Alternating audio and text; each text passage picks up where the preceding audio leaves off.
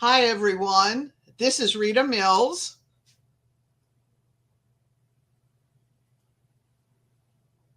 Shall we start over?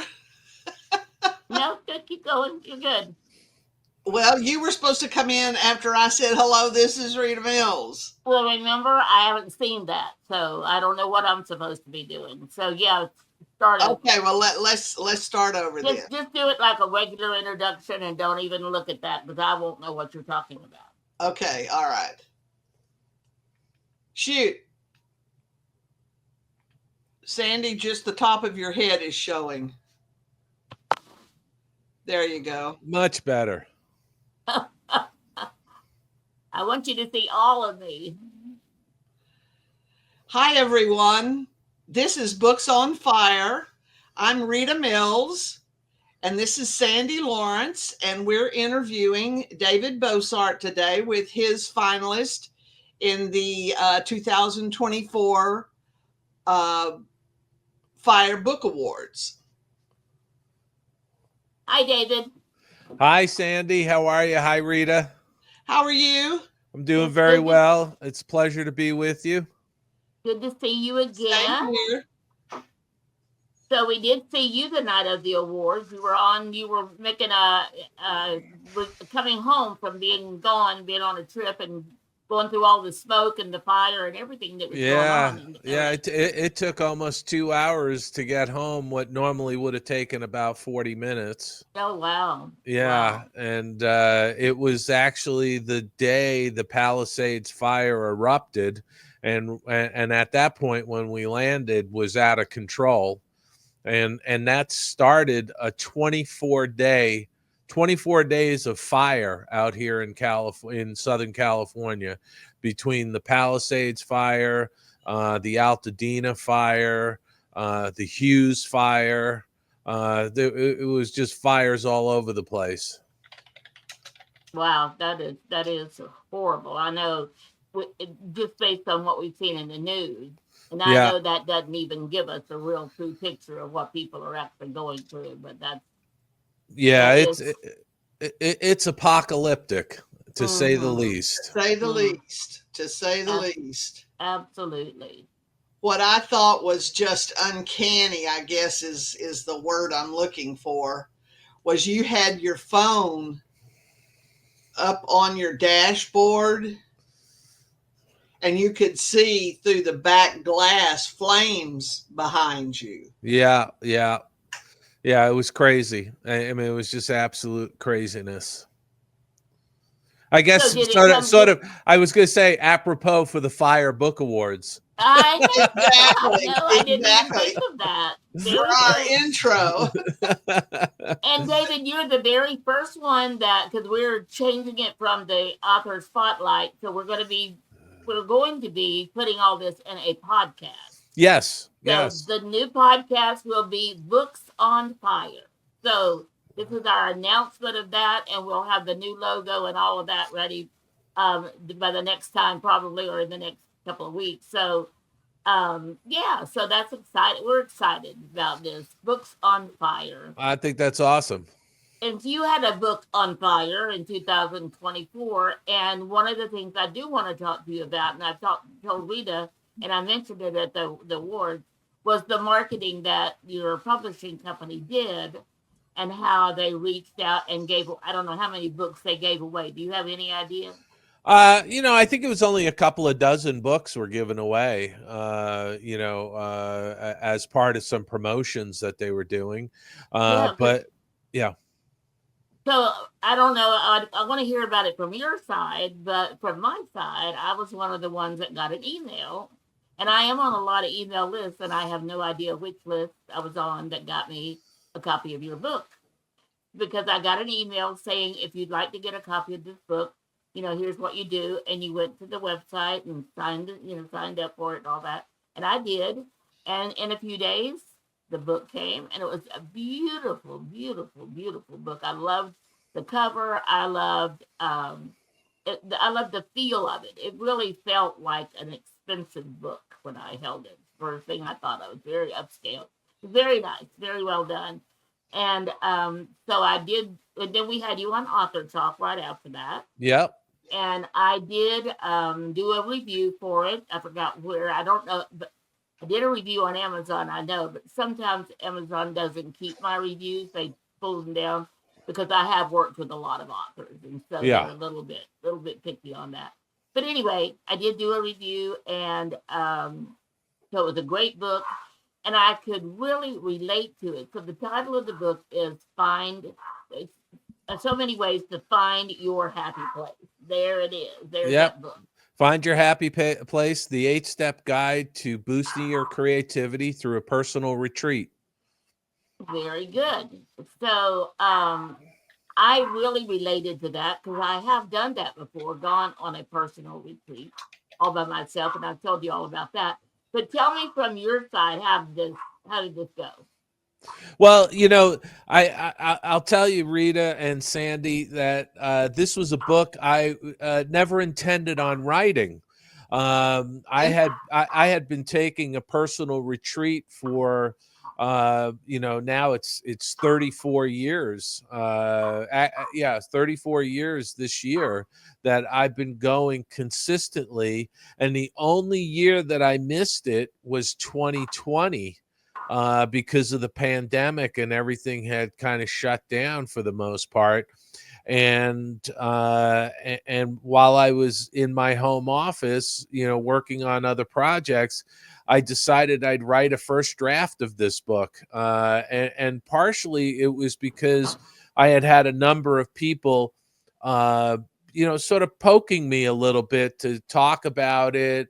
I've had a few people ask me if I would write about it, including an instructor I had at the UCLA Writers Program who thought it would be a great topic for a book, and really kind of pushed me a number of times. Why don't you write that? And so it was really the pandemic year where I didn't take my retreat because of everything being shut down because of COVID, that I decided, well, I'll write a first draft and see if I can come up with a format for the book that I think would be, worth doing. And that's really how this book got off to the races, as they say. It didn't get published until 4 years later. But in the interim, I had taken that first draft. I rewrote it a couple of times. Then I got an editor on board who had experience in the self-help field, and she had given me a lot of terrific advice and suggestions to move some parts of the text around and reorder things, which I then did. So it was a real process to get to this point. I love the feel of the book, Sandy. It has what's called a soft touch laminate on the cover. Right. And what I love about it is it doesn't leave fingerprints. That's And, true. and That it is a has good thing. and it has a luxurious feel to it. It does have a luxurious feel to it, and I did like it. And so explain what you mean by happy place and what you talk about in the book. Well, I think find your happy place is almost part of the lexicon. So many people say, "Well, this is my happy place," or "That is my happy place," and for me, it's really go find your happy place. My happy place happens to be up on the northern coast of Maine, in a very sparsely populated area that I like to go to. And when I first started going up there was no cell service, there was no internet, Wi-Fi. It was really a chance for me to completely unplug, not even have a television. The only thing I had was a car radio, which was tuned to Maine Public Radio's classical station, and that was it. And so it allowed me to really sort of sit and be within my own thoughts in my head. and allow my mind to wander without distractions, to be able to sit in a secluded place in nature, and just really think about at length things that came to mind in a somewhat unstructured format. And I talk about this in the book. I tell people, come up with a list of things you want to sort of think through while you're on your own personal retreat, but don't come up with a laundry list of things that 12 or 15 things. I say 3 to 5 is about all you need, and you don't have to get to all of them. But for me, one year I sat at an old weathered picnic table on right on the water. It was on a little cove that was fairly empty, of people. And I sat there with a college ruled notebook that I got at Walmart at the time for like 49 cents. And I just was writing down ideas, and I started writing a list of books I'd like to write, because I had already published, I already had a couple of my books published by Disney Editions Publishing.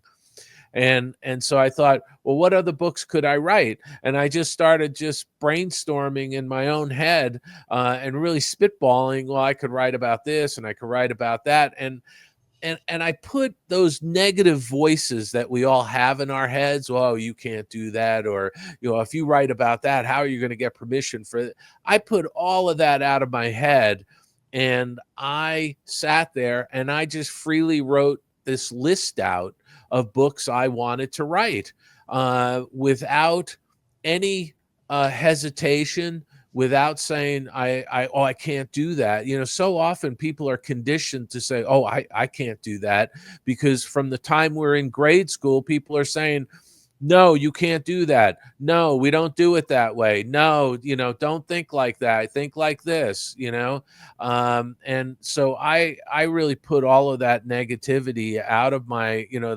those little voices. I silenced them, and I wrote this list out.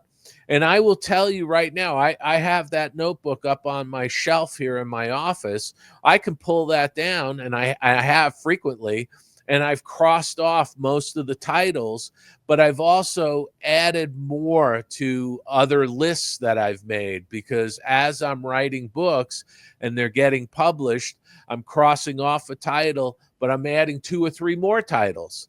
And I've been telling people, when people say to me, well, what are you working on, Dave? And I say, well, I've got a bunch of different projects that I'm working on. They're all in different phases. Some I'm doing research on, some I'm actually doing a first draft on, others I'm just, finishing up, putting finishing touches on it.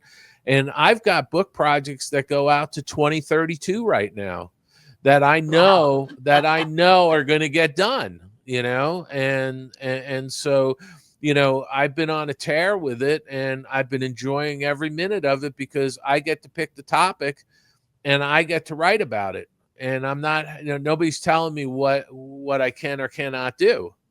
Well, what are some of these topics that you want to write about? Well, I'm in the midst of finishing off a book that I was hoping to have come out later this year, but I'm in the midst of actually moving. So we've kind of pushed it into 2026. But it's Walt Disney World War II, animation on the front lines. And it's a whole volume about what Walt Disney and his studio contributed to the World War II war effort. Oh, wow. And there's a lot of material in there that, a lot of photos and information that people have never seen before, have never heard about before, because they had worked on some restricted or secret films that they don't even have copies of. Some of this material I had to find at the National Archives Wow. in order to write about it. So, that's one title. I've got other book titles that I've done a couple of books on 3D images. So 3D Disneyland, 3D National Park. So I have another book, another 3D book that's going to be coming out in 2027. That's 3D World War I. So, you know, a lot of these books have images in them. They're so in some instances, I like to refer to like the 3D books as adult picture books. So maybe that'll become a new category out there, you know. Maybe, 'cause Like a graphic novel or something. and I'm on your Amazon page looking, and you, how many books have you already written? Because you've written a bunch of them. Yeah, so I've got I always tell people it depends on how you want to count them, because I've got 13 books published, but there's 15 different versions. You know, there's 13 books, but 2 of the books have special editions published of them. So it's either 13 or 15 depending on how you want to count them. I think I'd go with 15 if I were. Well, So But look, yeah. is Old Mill Press, is that part of the Disney world? No, it's not. It's an independent press, and I've been very fortunate because they've published a number of my books. But I would say probably more than half of my books have been published by Disney Editions. Okay. So yeah, and I, you know, I'm always out there looking, you know, based on the topics. I mean, some of the topics I've written about have just been sort of niche topics that you know, I pitched to Disney, but they felt that it was too small for them to do because frankly they have a big overhead to cover, so they have to publish books that sell a lot more than a small number of copies. Well, the books that you're talking about that have the 3D images or anything with a lot of artwork and stuff really needs to be printed on this glossy stock like this current book is. But it was a waste of money to print that in this book, to use that paper in this book. In That which very expensive. in which book? In the Find Your Happy Place. Well, I actually, you know, wanted it on this paper because it's a matte finish art paper, and I felt that at the end of each of the chapters, there's a the ability for people to write those worksheets, and I wanted people to be able to write on that without going through the page, and for me, it's quality. It is definitely quality, but a lot of times your glossy stock, you're not able to write on it. Well, this isn't glossy stock; it's a matte finish. Yeah, well, I've got the one of the books, and I just tried writing on it, and it writes fine, which that's a new one on me. Yeah, it's because it's a matte finish. It's got a little bit of a tooth to it. Yeah. Well, so it's Rita, all just so you know, Dave, Rita has been in the book packaging business for a long time. As a matter of fact, she's the one that trained me on the publishing. Now, I've always been in marketing. Yeah.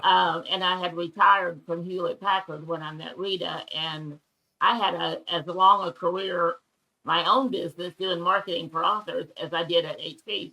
So she's the one that has this vast amount of knowledge. Yeah. And so if you ever want to run anything by her.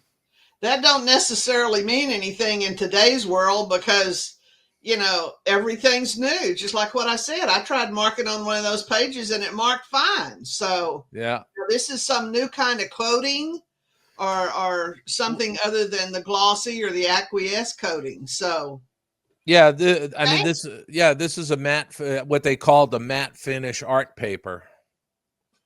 So, but you know, you know, again, I'm fortunate because both at Disney and with the Old Mill Press, I get a little bit of input on the design and the materials being used for, you know, the casing and all that. And you know, I just have it in my head. And I think this is because I was at Disney for almost 33 years, and had a long career there. It's all about the guest experience. It's all about quality. And that's really what I focus on, because I want people to pick up one of my books and make it, and want them to feel like it's substantial. I've had people say to me, some of my books feel like they're picking up a piece of art. So, well, I can see That's a that good there's thing. definitely a lot of art in all of them. yeah. I have a question though. This is not about the art, but one of your books is Remembering Roy E. Disney. Yes.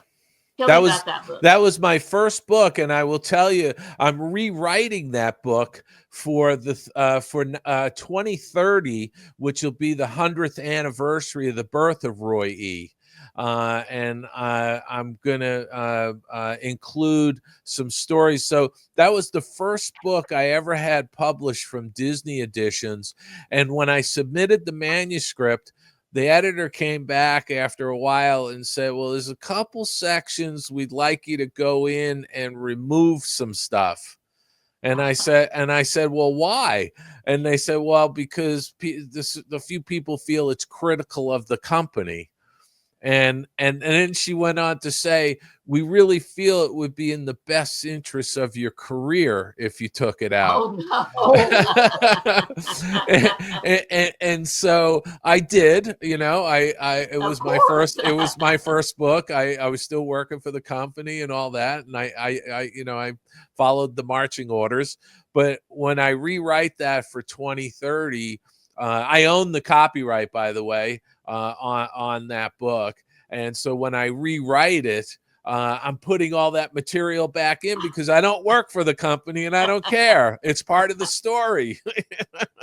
Well, so who is Roy E. Disney? So Roy E. Disney was Walt Disney's nephew, and Roy O., Walt's brother and business partner, Roy O.'s son. Okay. And Roy E. Ultimately became vice chairman of the Walt Disney Company. He helped with the management change out in 1983, and bringing in Michael Eisner and Frank Wells and Jeffrey Katzenberg into the company, and sort of that rebirth of the company, because it had stagnated for about 20 years after Walt had passed away. So Roy E. Disney was the second generation of the Disney family, and he was right up there at the top of the company for probably, I guess it would be almost 30 years before Wow. he passed away. And I got to work with him, and I got to know him quite well and became friends with him.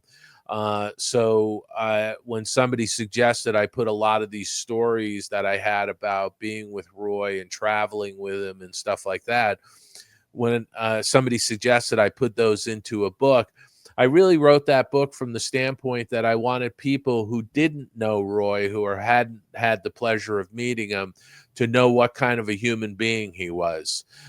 Because, aside from the name and the wealth that he had, he was a very down-to-earth individual, and he treated everyone the same. It didn't matter if you were, the janitor or a security guard at one of the buildings of the company, or the president of the United States or European royalty. He treated everybody with respect and all of that. And I just, thought he was a terrific individual, and I had the pleasure of working with him for probably 20 plus years. Were him and Walt alike a lot? I think, I often tell people that Roy E. was he was like the Jiminy Cricket. He was the conscience of the company in those later years, and he certainly had the Disney look to him. They actually had him play Walt a couple of times in some little short projects where he was lit from behind, and he had that look to him. So. Interesting. Well, so in your books, other than the books that you'll be writing about Disney, what other topics are you thinking of writing about for the Well, I was 2022? I was actually gonna do another follow up to the Find Your Happy Place and focus more on what I learned at Disney about creativity. So I'm thinking about sort of making this Find Your Happy Place a series of books. And so I'm still sort of, the wheels are still turning on that one. And I sort of have the framework for a book that's devoted to creativity, that anyone can learn from. So, I want to see where that leads. There's also a book that I've been doing some research on about an artist who, had he not died during World War II, probably would have been as well known as Norman Rockwell or J.D. Leyendecker. He was that sort of stature of an artist in the 1920s and 30s. And and he was incredibly successful, very wealthy from the art he was doing. He was doing magazine covers and advertisements, and he was making a fortune. But he had missed serving in World War I, and he was from a Navy family, and he had missed serving in World War I because he was too young. And he decided he wanted to serve his country, so he enlisted, and he was already in his late 30s, early 40s by the time he enlisted in the Navy for World War II. And he did a lot of the Navy's recruiting posters, these beautiful paintings, but he really wanted to be out on the front lines, and he finally convinced his superiors to let him go into the Pacific. And so they put him on a supply ship in the South Pacific, and he had done all these wonderful drawings of various people working on the ships, on the supply ship, and he had bundled all that artwork up, and he had sent it out to a friend in Los Angeles for safekeeping. And about a week or two later, the supply ship was torpedoed by a Japanese submarine, and he died. And the rear of the ship sank, and the front of the ship was towed onto the shore of an atoll in the Pacific, and it's actually still there. The remains of that ship from World War II. And so I wanted to spotlight. His name is Barclay McClellan. Excuse me, McClellan Barclay. I always get that reversed. Yeah, that is one of McClellan. those where it can Yeah, go either way. McClellan Barclay is the artist, and I really want to spotlight the work he did during World War II.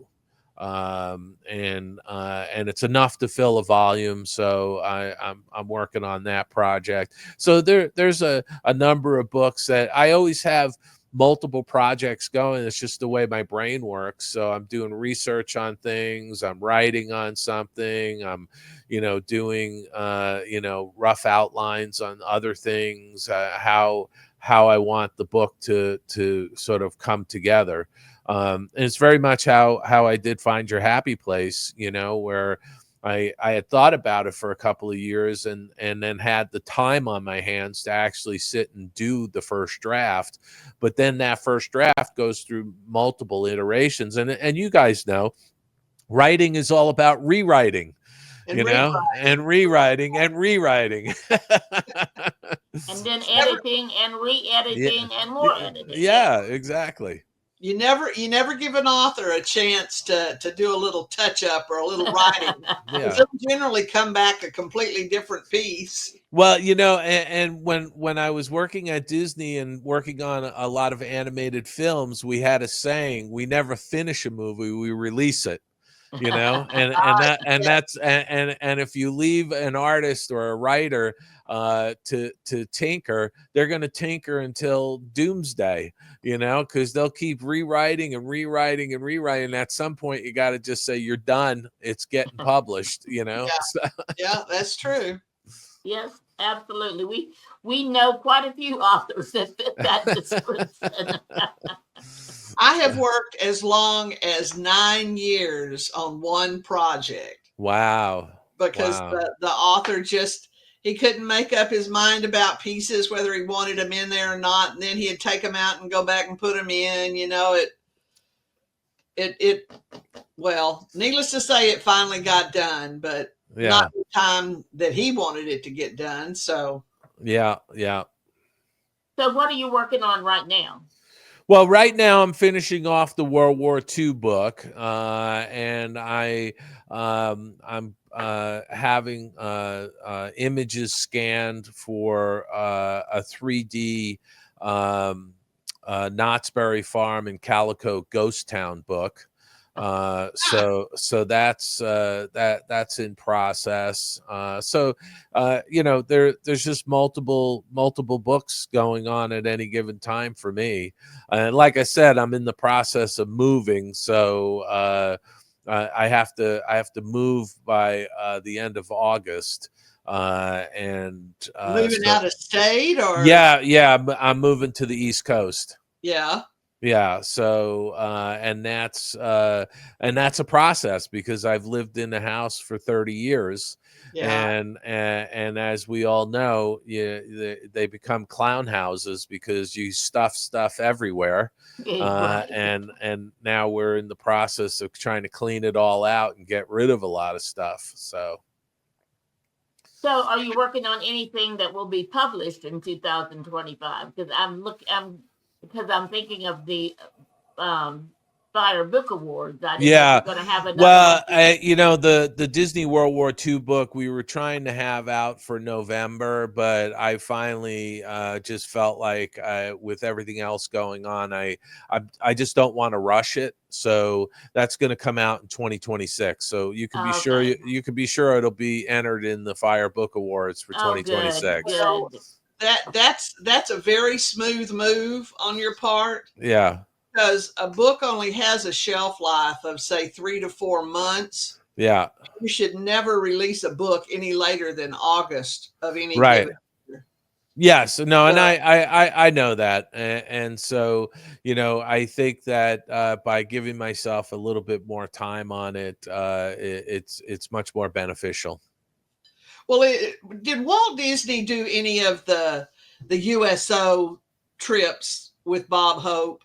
No, no, he didn't. But he did a big trip to South America for the Office of the Coordinator of Inter-American Affairs, which was chaired by Nelson Rockefeller during the war, and its purpose was really to cultivate the relationships with the Central and South American countries because they were fearful that the Axis was having influence down, especially like in Argentina with the Germans, Yeah. and so Walt took a trip down to Central and South America to essentially it's like a goodwill trip to learn about the cultures, and out of that they created a bunch of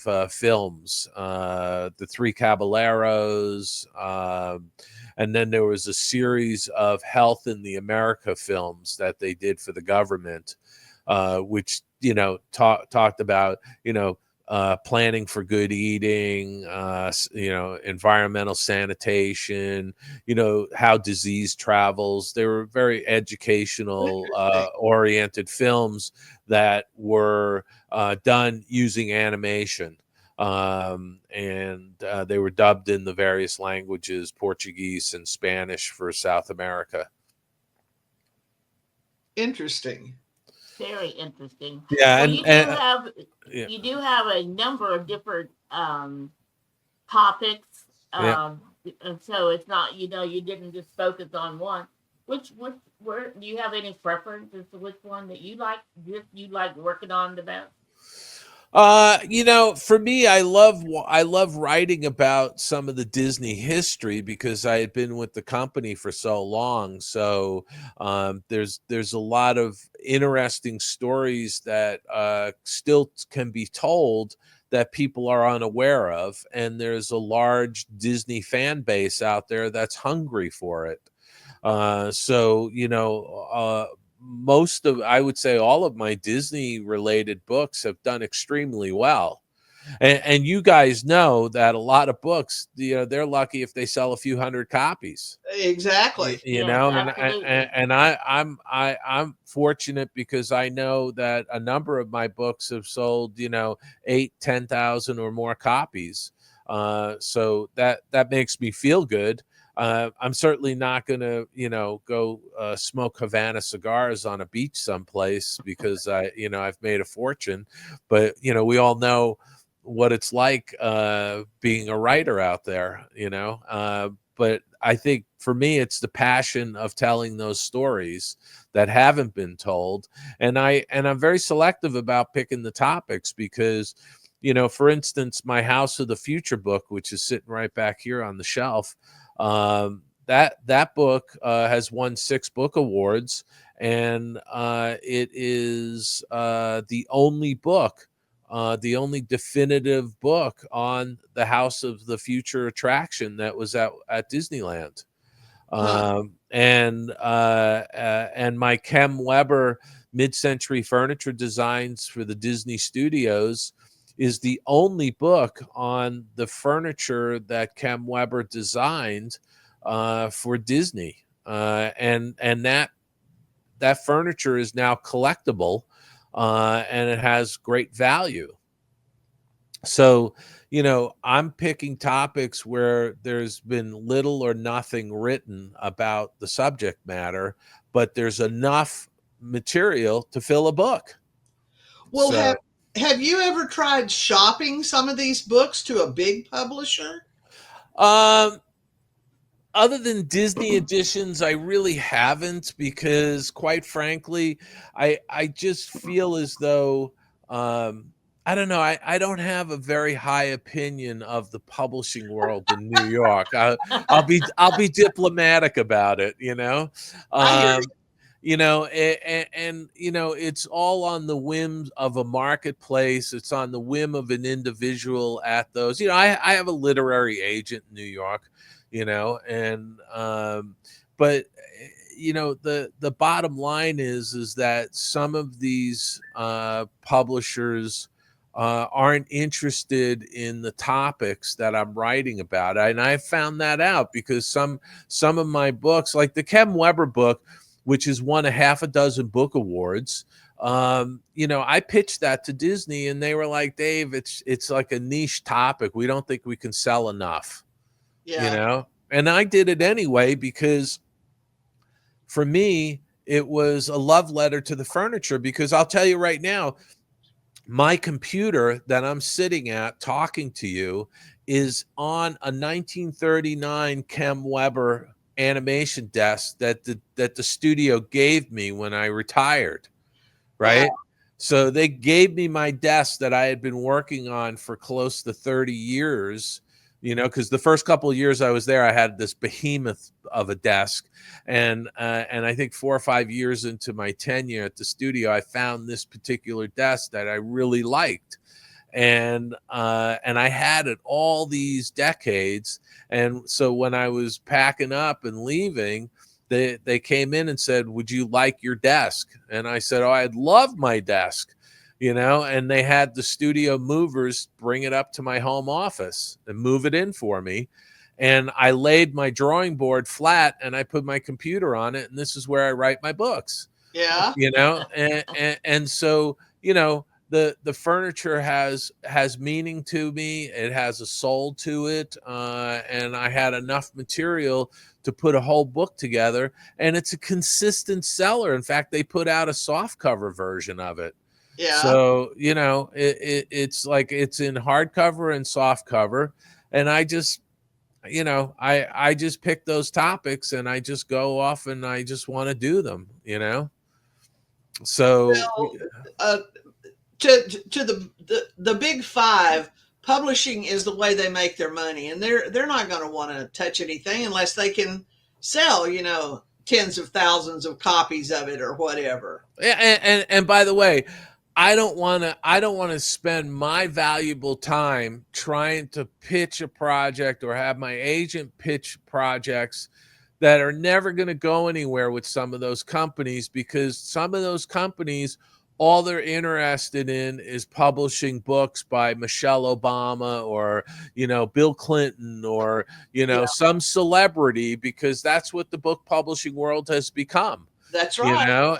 And the greatest story that I always, fall back on is J.K. Rowling's trying to sell the Harry Potter book, the first Harry Potter book, and they all turned her down. They all slammed the door in her face, every last one of them, until she got to Scholastic. And even at Scholastic, the guy took a handful of chapters and gave them to his 12-year-old daughter and said, well, what do you think of that? And she read, she go, oh, Dad, let me have more. Is there more? I want to read more. And he was like, well, okay, we'll take a chance with this. Well, holy mackerel, what a chance they took. But, that just shows you that nobody really is willing to take chances on new material. And they want the sure bet. They want, the ex-president who's writing his memoir. Yeah. Oh, we'll publish that because we'll sell 1 million copies of that. Well, they want something they can pigeonhole. Yeah, In a category and think that they know all the ins and outs of that particular pigeonhole. And a lot of times they don't. You can't be wrong or right every time. Yeah. So it's interesting because I'm just one that looks at the world differently, and I view the big 5 publishers as I'm not going to spin my wheels trying to go after that because it's not worth my effort. I've had two book projects that they were independently published. It was just a one man show. And they got out, they published the book, they did a quality job, they got out, they marketed their butts off. Then a big publisher comes along and sees the merit of what they're trying to do, and they pick it up. Yeah. Well, both of them decided they would go with it. Well, like 6 years later on one of the projects, the author comes back to me and says, well, I'll never go with a traditional publisher again. Let's get started on my next book. Mm-hmm. It's generally not a fun process working with one of the big 5. No, it's not. And, look, I view the big 5 publishing business in New York City as antiquated, and it's going to get disrupted in a very, very hard way, more so than anything that's happened to date. It's going to get very disrupted, and it's going to get broken because it has to. They've circled the wagons, and they're all trying to protect their jobs, but eventually it's going to fall. Well, Amazon's done a pretty good job of dismantling it. Yes, no, I without question, but I think that there is going to be a bigger breakdown in just how books get done, because they're very insulated there, and all I can say is I go back to, I'm not interested in spinning my wheels. I hear you. Well, we're just fortunate, I think, and glad that Rita and I have always worked with more with independent authors and small presses.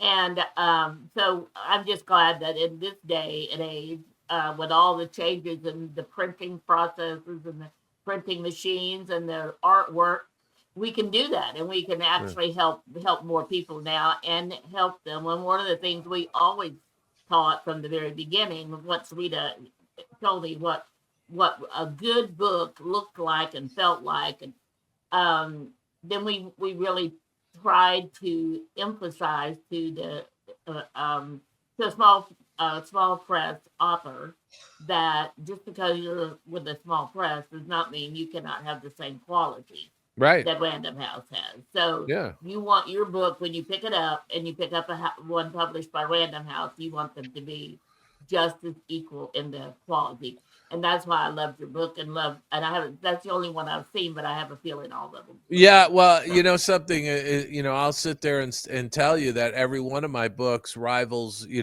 look, a little more than half of my books have been published by Disney editions, the others by the Old Mill Press. You pick up any one of them, they all feel like they came from the same place. The quality is there.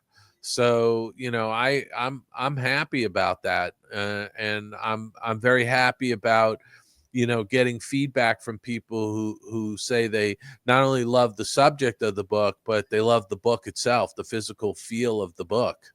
So look, I'm going to continue to do that as long as I can, but I'm not going to sacrifice the quality. I'm not going to put. I'm not like none of my books are going to go out as some sort of trade paperback on newsprint.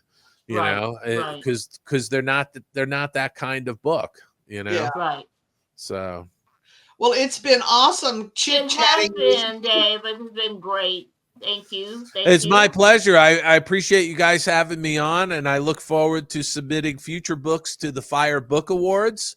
I think you guys have put together something really great, and I, like I said, I just keep plugging away. And I would say to any author out there, whatever you do with your book and however you get it published and put out there, you got to submit it out to these book awards that are out there. And there's a lot of them, but there's a top tier of book awards that are, legit, because we know that there's other book awards. They just want you to pay a big fee or something to submit your book. But in the case of the FIRE Book Awards, it's right up there with IPGA, the IBPA, IBPA, and the which was, I guess they changed it. It's the IBPA Book Awards, but it used to be the Benjamin Franklin Book Awards.